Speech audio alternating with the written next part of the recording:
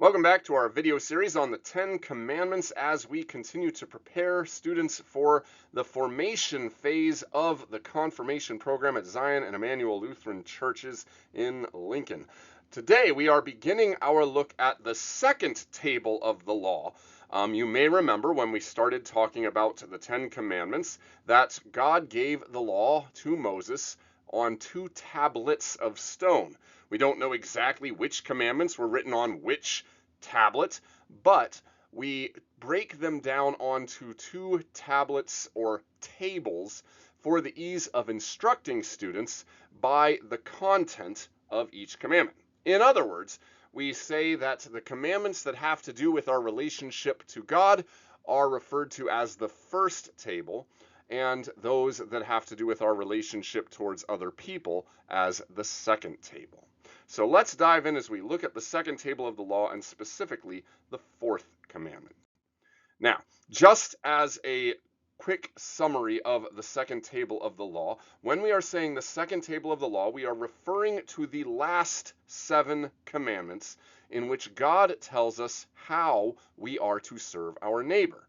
The first 3 commandments, you shall have no other gods, you shall not misuse the name of the Lord your God, and you shall remember the Sabbath day by keeping it holy, are the first table dealing with how we are to love and fear and trust God. The second table deals with our fellow human beings. And specifically, when we're talking about our neighbor whom we are to love, we refer to everyone that God sets into your life, and especially the specific people that he has given you specific callings to serve. In other words, we are to love everyone else and to serve everyone else, but we do have special relationships to certain people and therefore special obligations to love and serve them in specific ways, namely children, our parents, our fellow workers, our employers, our governors, our fellow citizens. We'll get into that a little more detail as the video series continues. But if we had to summarize the logic and the central theme of the second table of the law, no better summary can be given than Jesus' own words, "You shall love your neighbor as yourself."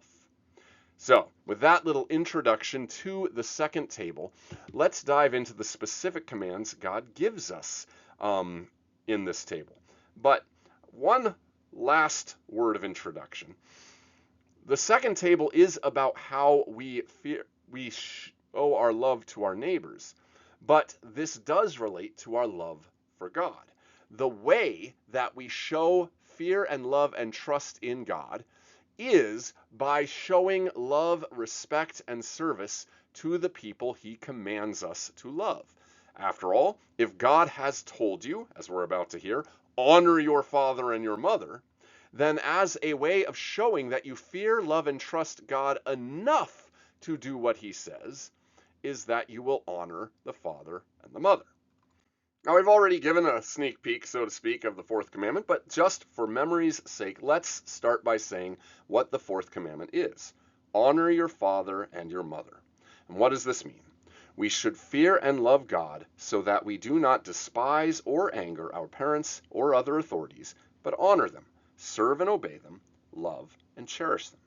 And notice that first phrase, like we just said, is we should fear and love God so that we do not despise. In other words, the way we show our fear and love for God is by keeping this commandment and honoring the father and the mother that God has called us to honor. But let's dive into some other phrases and the nitty-gritty of this command. First of all, let's dig into the phrase authorities. Who are the authorities that God commands us to honor? Now, fairly obviously, we're supposed to honor our fathers and our mothers. That's literally what the fourth commandment says.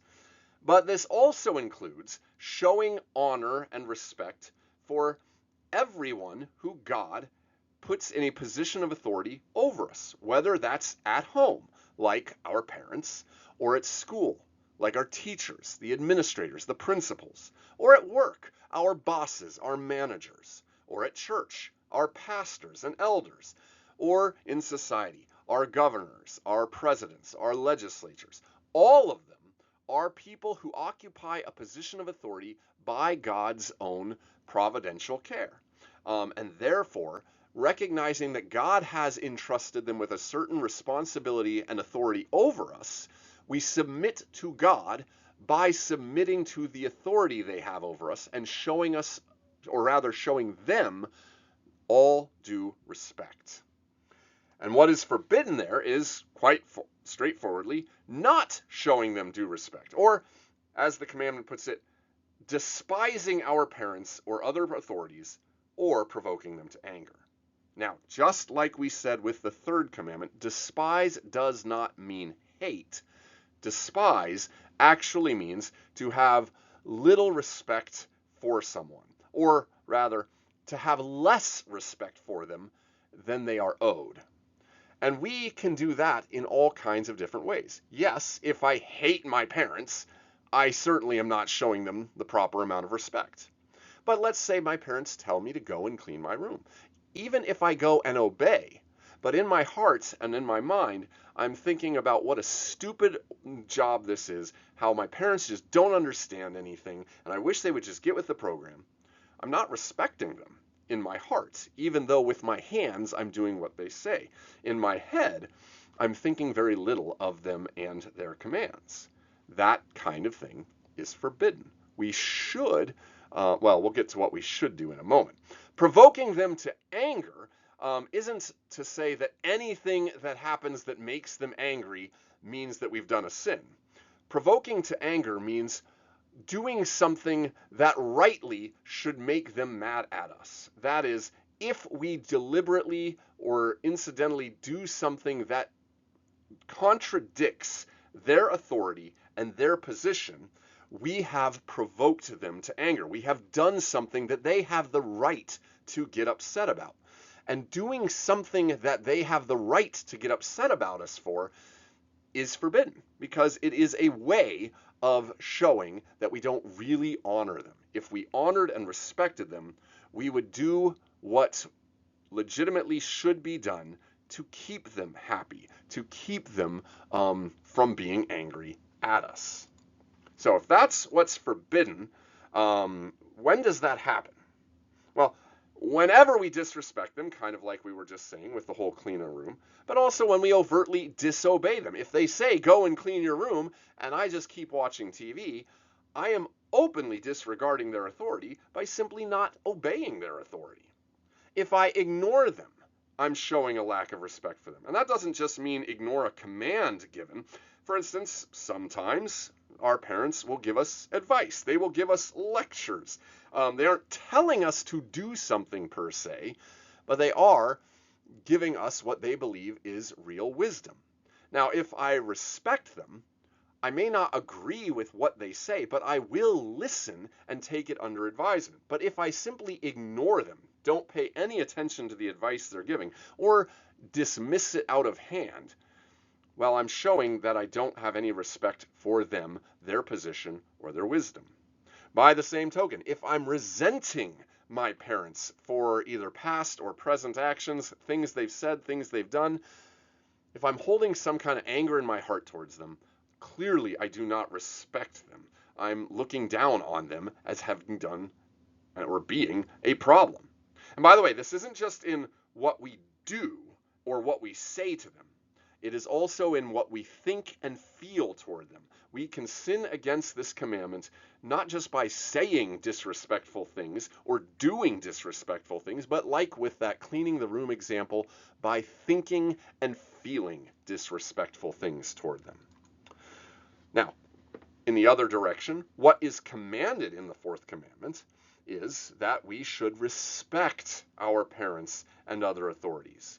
And the way we should respect them, that is, the way we should look at them, is as though they are God's own representatives, that they are operating with an authority that God himself has given to them, because he has.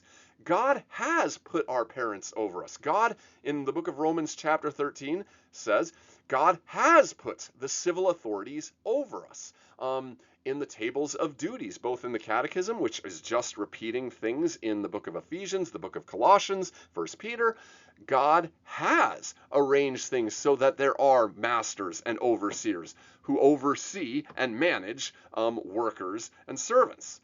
And so we are to, in those positions, as citizens, as workers, as children, respect the people that God himself has set over us because God has set them over us.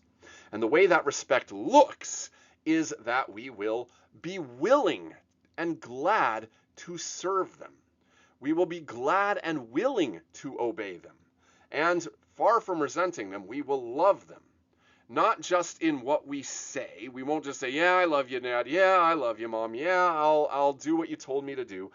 But we'll actually, in our hearts, consider it an honor for us to be able to serve and obey and love them. It's not easy for any kid to do. Every kid breaks the fourth commandment. Every adult breaks the fourth commandment because we do not honor the authorities God sets over us. And the reason we don't is because we do not truly fear and love God, which again starts to build the bridge toward what we will cover in the last video on the commandments, the close of the commandments, the purpose of the law in accusing us of sins, and the need opened up by the law for the grace and the forgiveness of God shown to us in Christ and his gospel. Anyway, that's all for now. Enjoy.